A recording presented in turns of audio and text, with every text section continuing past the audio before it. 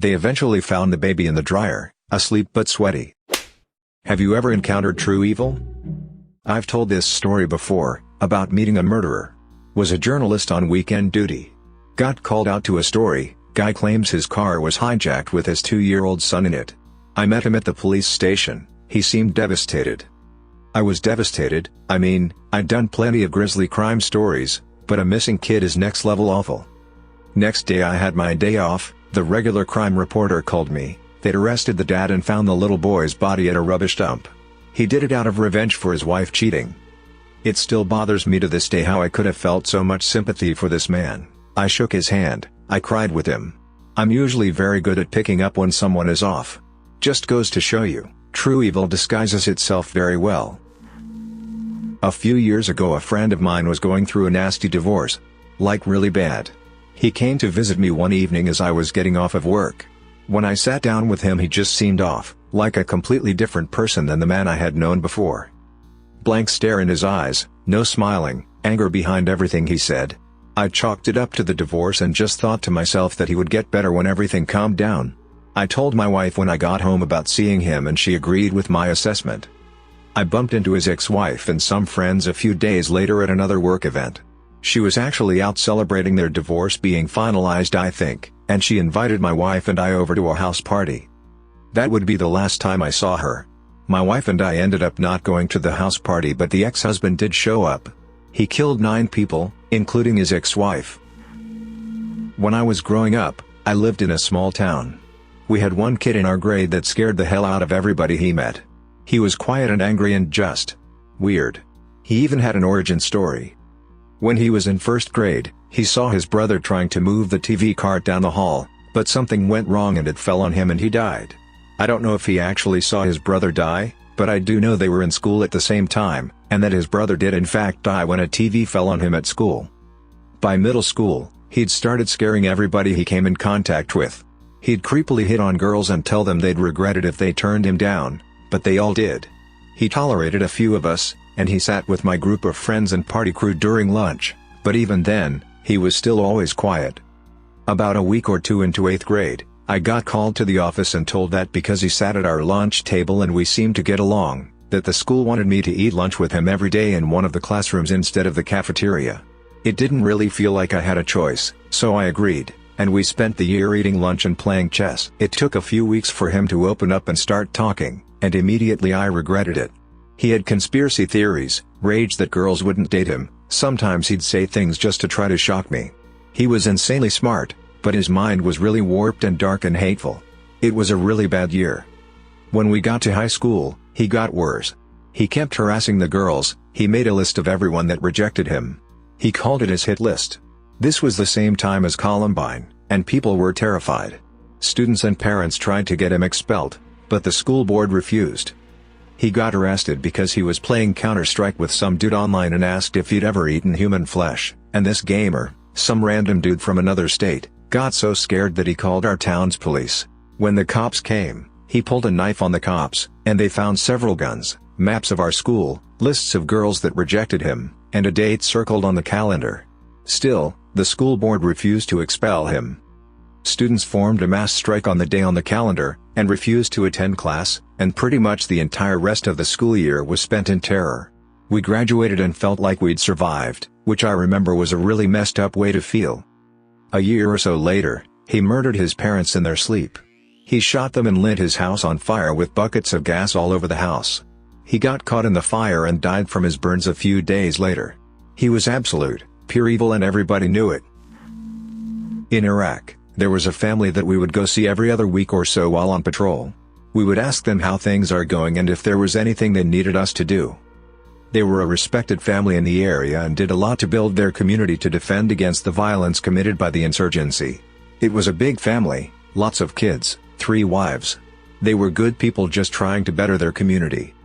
Their house just happened to be on a road that was kind of a border between Al-Qaeda-controlled territory and coalition-controlled territory. One day we were patrolling the road as we died several times per week. And we came across a hole that had been blown into the road making it impassable by vehicle. We turned around and got back onto the road a few miles further down and encountered another hole just like the first. The holes were about 2 miles apart and effective created a corridor for Al-Qaeda fighters to cross the road more freely. We dismounted to get to the family's house. Everyone was on edge. Once we arrived at the house, it was immediately noticeable that something was wrong. It was silent and there was a smell surrounding the house. Inside was the most terrible thing I have ever seen. The entire family was gathered into the central room of the house where they were all tortured and murdered. There was maybe a half-inch of blood that was congealing on the floor.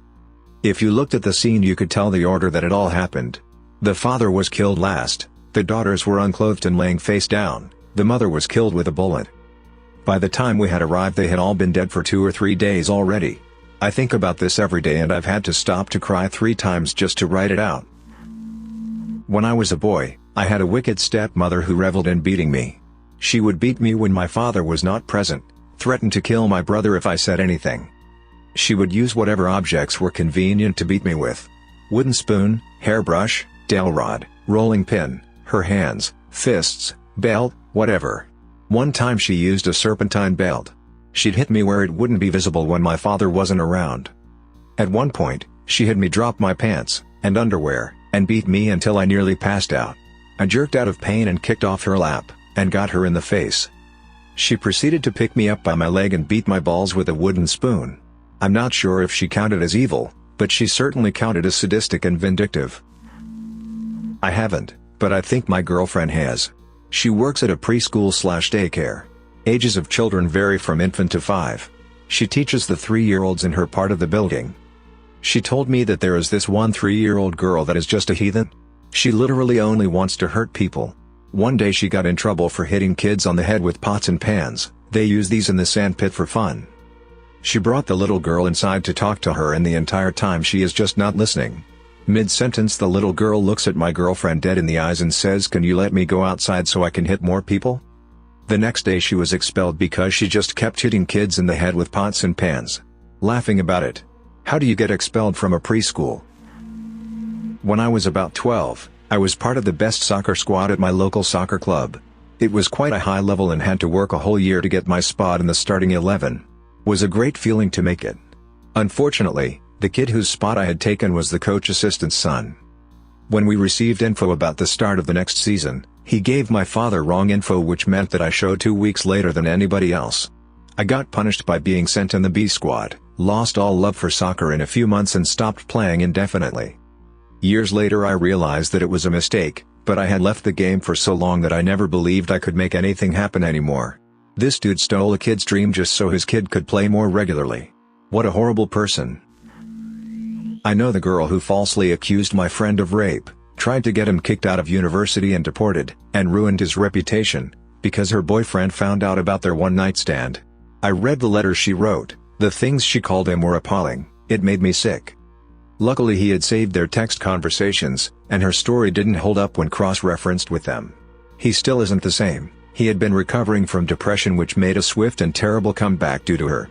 He has sworn to never sleep with someone he doesn't know again. When I see her, nice and smiling with her friends, I can't help but wonder how someone could be capable of such a vile action, just because she didn't want to own up to the fact that she cheated. The sheer uncaring for the well-being of others, the absolute lack of empathy, and the disrespect to actual victims astounds me. If she had gotten her way, his life would be practically over. Also, she could pretend to be a better person. I have never hated someone in my life, and I don't hate her. She doesn't even deserve that, but I wish people like her wouldn't exist. My stepmother's 6-year-old nephew is showing all the signs of being a sociopath and a sadist. He has severely physically harmed several students in his school, including trying to drown a classmate in the toilet several times. He once tried to strangle a little girl. He locked his older sister in a metal garden shed with a padlock for 4 hours in 100-degree weather and lied about it when asked. The police were called because his mom thought it was a kidnapping. They heard the girl screaming and released her. Their dog had puppies and they kept one. He slammed the dog's head in a car door, killing it. He routinely holds a lit lighter to his body, including his genitals. He enjoys hurting others. These people live in the mountains, and to get from their house to town, they have to come down the mountain, so a road that is on the edge of the mountain.